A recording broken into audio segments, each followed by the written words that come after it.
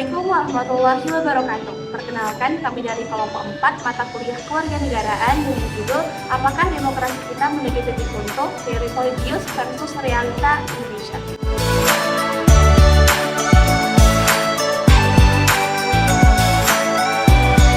Berikut adalah hasil wawancara kami dengan kedua narasumber.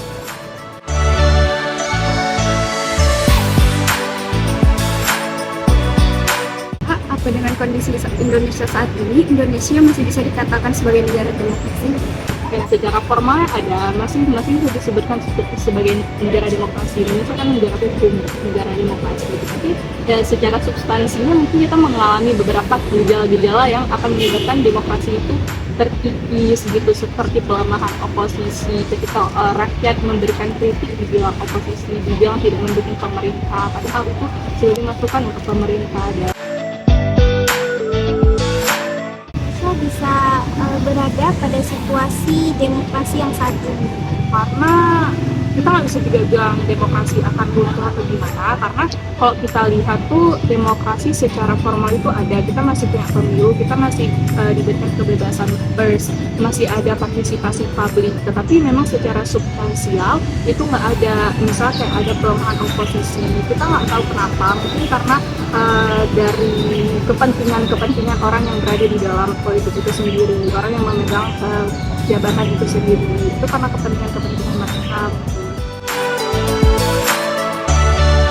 siapa yang berperan besar dalam menggerakkan demokrasi Indonesia? Ya, tentunya dari penyelenggara pemerintah itu sendiri ya, memang benar-benar harus menerima segala masukan dan sebagainya yang menggerakkan demokrasi itu sendiri. Karena kalau misalnya kita melihat pejabatnya itu tidak patuh akan demokrasi, ya tentu suatu negara tidak akan ikut patuh juga dengan demokrasi.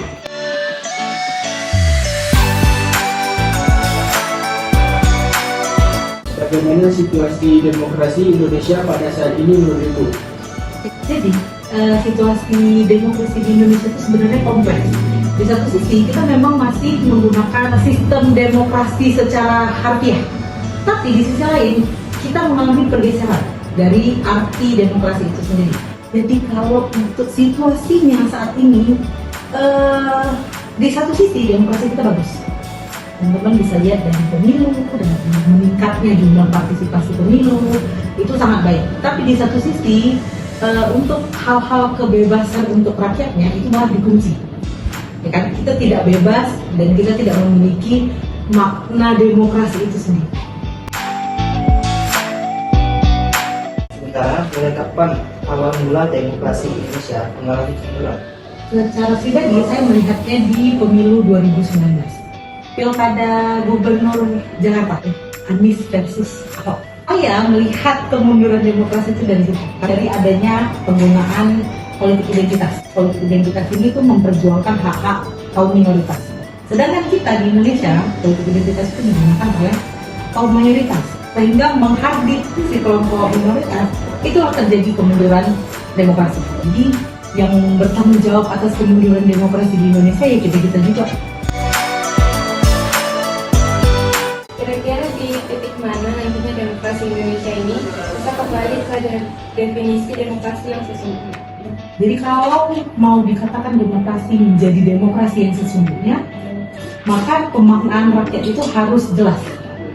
Dari siapa? Rakyat itu siapa? Yang dimaksud pemerintah siapa? Yang diperintahkan siapa? Yang berkekuasaan siapa?